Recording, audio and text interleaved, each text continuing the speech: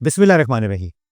घुटनों और जोड़ों के दर्द के बारे में मैं आपसे आज ऐसी चीज़ डिस्कस करने जा रहा हूँ जो जनरली हमारी डिस्कशन के अंदर नहीं आती। चाहे आप डॉक्टर के पास जाएँ या कभी आप इस चीज़ के बारे में बात कर रहे हों, तो बहुत इम्पोर्टेंट है, वो है आपकी खुराक और आपकी एक्सरसाइज़। ये मेजर रोल प्ले कर रही हैं दोनों चीज़ें, आपके घुटने के दर्द में भी और आपके जोड़ों के दर्द में भी।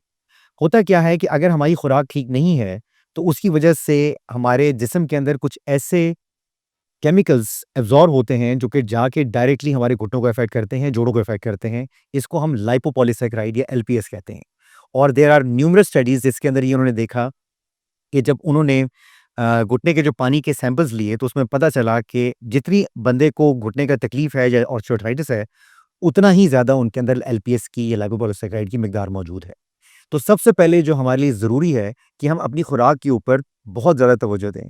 इसके अंदर बड़ा ज़रूरी है कि हम नेचुरल ग़िज़ा खाएँ, हम हर्बल खाएँ, प्रोसेस्ड फूड ना खाएँ। जैसे कि आपने देखा होगा आजकल बहुत ज़्यादा अ, एक ट्रेंड बन गया है कि हम फ़ास्ट फूड की तरफ ज़्यादा जाते हैं, पिज़्ज़ाज़ हैं, बेकरी के प्रोडक्ट्स हैं। ये तमाम के तमाम डेट्रिमेंटल हैं, ना सिर्फ़ आपके मैदे के लिए बल्कि आपके घुटने और जिस्म के दर्द के अंदर भी।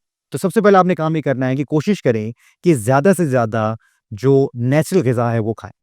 दूसरी सबसे ज़्यादा इम्पोर्टेंट चीज़ है आपकी एक्सरसाइज़ या वॉक या मूवमेंट। हमने देखा है कि क्योंकि जैसे-जैसे हो रही है दुनिया, तो द मीन्स ऑफ कम्युनिकेशन क्योंकि तेज़ हो गए हैं, तो हम हर जगह जाने के लिए गाड़ी का इस्तेमाल है, हवाई जहाज़ है, ट्रेन्स हैं, जो कि आपको एक जगह से दूसरी जगह बड़ी तेज़ी से पहुँचा तो देती हैं, लेकिन उसका नुकसान ये है कि हमारी जो अपनी फ़िज़िकल एक्टिविटी, हमारी जो अपनी वॉक है, वो कम से कम होती जा रही है। तो हमें एक एफ़र्ट करनी पड़ती है या हमें एफ़र्ट करनी चाहिए कि हम रोज़ाना कोई ना कोई एक्सरसाइज़ करें, जिसमें वॉकिंग एक बहुत आसान एक्सरसाइज़ है, आप कहीं भी कर सकते हैं। All you need is good pair of joggers ताकि आप आराम से जाके बाहर कहीं भी कि पार्क के अंदर या जहाँ भी आपके पास जगह मिले, आप वहाँ पे वॉक करें।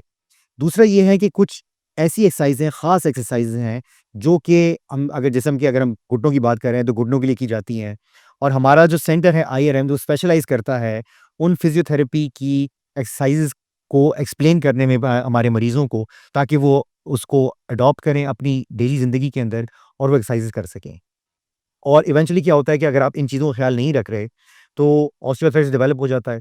एक मशवरा जो मैं अपने तमाम नाज़रीन को देना चाहूँगा, वो ये है कि जैसे ही आपको कोई ऐसा दर्द, जो कि आपको हफ़्ता, 10 दिन, महीना हो गया है, वो ऐसा दर्द है जो नहीं जा रहा, चाहे वो घुटने में है, कमर में है, कंधों के अंदर है, जिस्म में किसी भी हिस्से में है, तो बहुत ज़रूरी है कि आप एक्सपर्ट ओपिनियन फ़ौरन लें, क्योंकि हम उसको जल्द से जल्द डायग्नोज़ करके उसको आपको ये सजेस्ट कर सकें कि शुरू में अक्सर ऐसा होता है कि हम अपनी खुराक और जो एक्सरसाइज़ है, उसके ज़रिए काफ़ी सारी चीज़ों को ठीक ठीक कर सकते हैं। तो जैसे ही आपको ये तकलीफ़ हुई है, आप डॉक्टर से रुजू करें, अच्छे सेंटर पे तशरीफ़ लाएँ और अगर खुदा ना ख़ास्ता आपको ये आर्थराइटिस का मर्ज़ हो गया है, तो आपको बिल्कुल घबराने की ज़रूरत नहीं है, क्योंकि अब मल्टिपल ऑप्शंस हमारे पास मौजूद हैं इसको ट्रीट करने के लिए।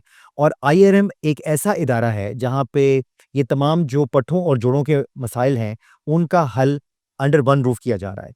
तो अगर आपको या आपके इर्द-गिर्द किसी को घुटनों की तकलीफ़ है, कमर की तकलीफ़ है या कोई ऐसी तकलीफ़ है, जो आप समझते हैं कि वो स्टेम सेल्स के ज़रिए या इन एक्सरसाइज़ेज़ के ज़रिए या खुराक और एक्सरसाइज़ के ज़रिए ठीक हो सकती है, तो आप दिए गए नंबरों पे हमसे राब्ता करें, ताकि हम आपको बता सकें कि आपके लिए कौन-सी ट्रीटमेंट इफ़ेक्टिव है और आपको कितने अरसे तक करनी है।